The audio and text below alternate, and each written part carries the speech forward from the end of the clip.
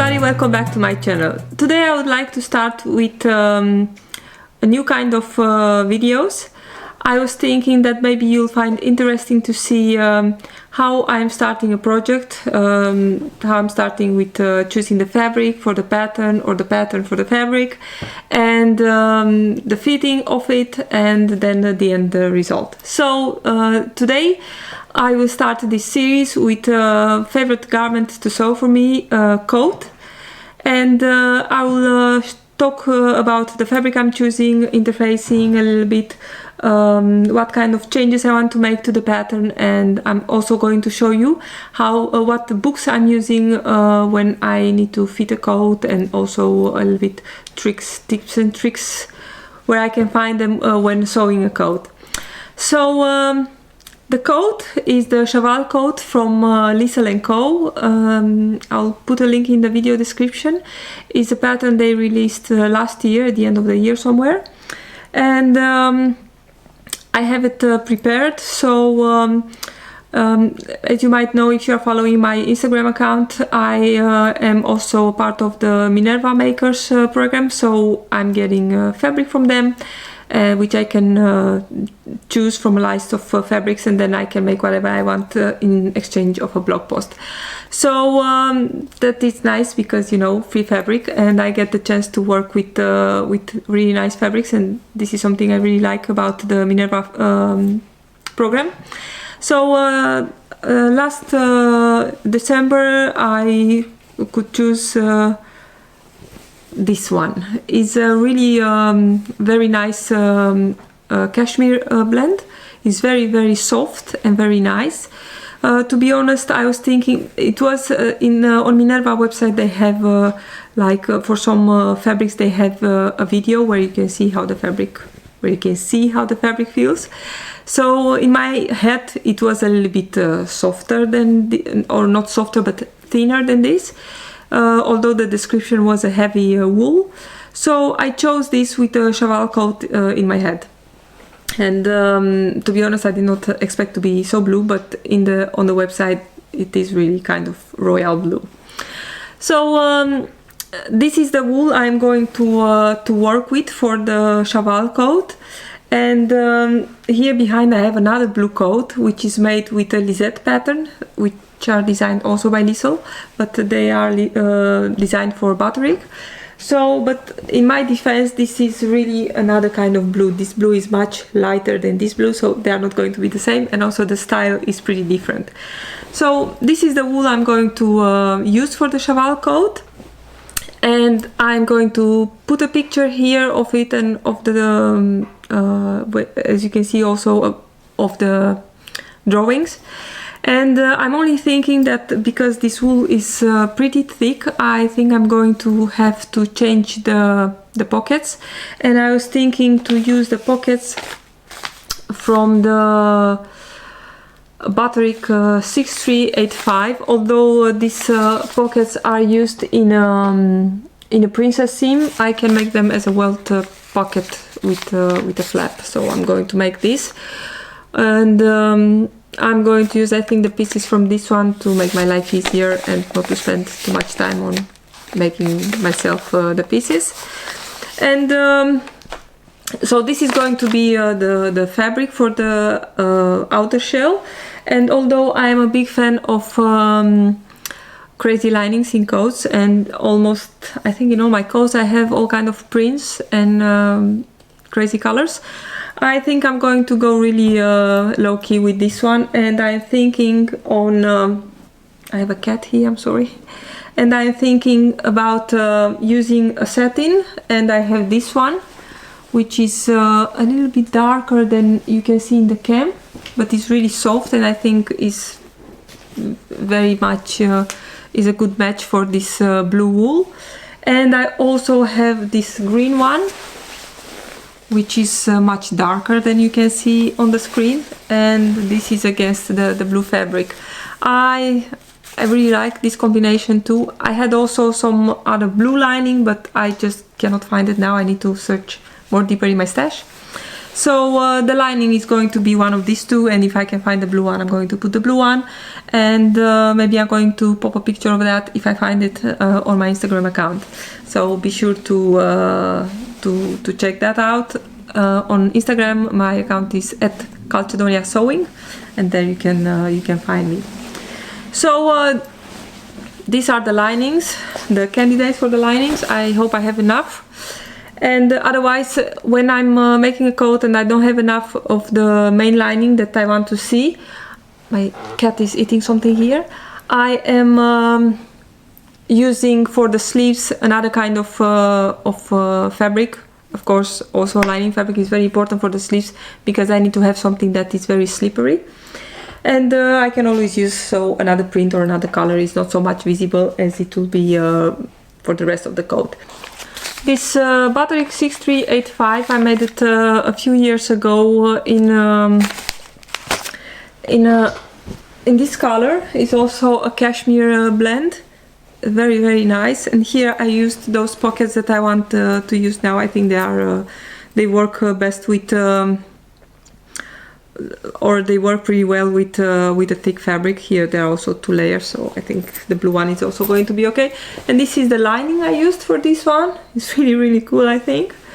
And also for the blue one here, this one has also a pretty cool lining. It's also kind of satin, and it was like a border print. Really, really cool with small circles. I think it's a very nice match for this blue one. So as for interfacing, I'm going to use Flisseline H410 because I bought it a while ago, and I bought it especially for a coat. I cannot remember for which coat, which I never made apparently. So is that the Flisseline which has a kind of small threads in it. I don't know if you can see it, but I think this one is something that I'm always using in my coats and is keeping the shape very nice. So the H410, and this is what I'm going to, it's a fusible interfacing, and this is what I'm going to use for this Chaval coat also. In terms of size, what I'm going to make a toile of is, based on my measurements, I cut it, the pattern, the PDF pattern. I made it ready for size 10, and my usual changes are a sway back adjustment that I almost always need to make. But I need to see because the shape is pretty loose, and I need to see how that is going to look. So a sway back adjustment, common change for me is to make a small shoulder adjustment. That is very, very easy. And what I'm interested to see is that this Chaval coat has no bust darts, and I need to see how that is going to work for my body. Usually I need to have a bust dart or some shaping like a princess dart or a princess seam or something like that. But this one is simple, no darts, no princess seams, so I need to see how that is going to work. And that is why I'm making a toile, a muslin for this coat, and I hope to be able to cut that one tomorrow maybe.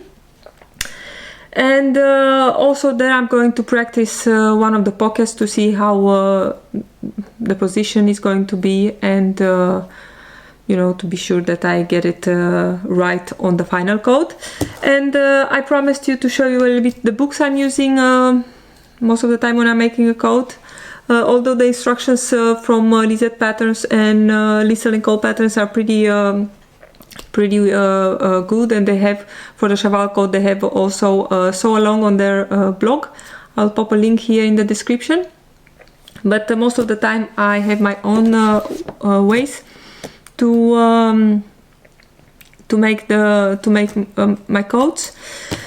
And starting with fitting, I just want to show you two books that I'm using a lot when I am fitting my garments, and one of them is this one, Fitting and Pattern Alteration, multi-method approach to the art of style selection, fitting and alteration. In this book they offer all kind of fitting problems, and they give almost for every one of these problems they give a few ways how you can change the pattern, how you can adapt a ready-to-wear garment, how you can change it to make it fit properly.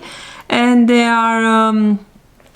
are three methods they use. They use the slash method, they use the pivot and slide method also.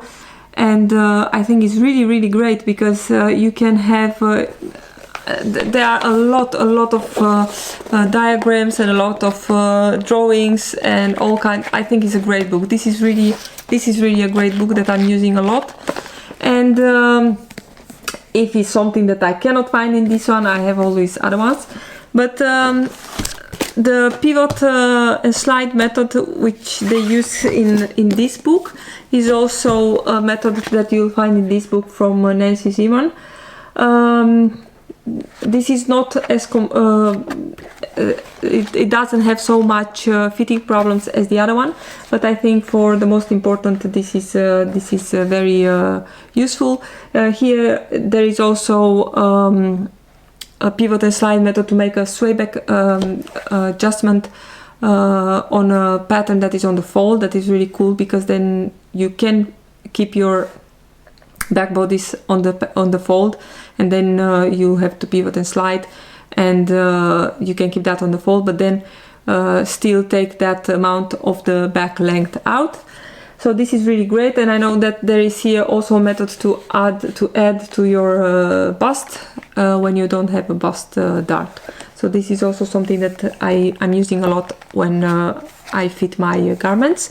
And in terms of sewing, this one is a great book. Is Jackets for Real People.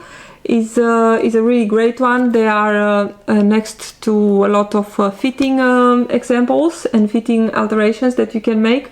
There are also a few great how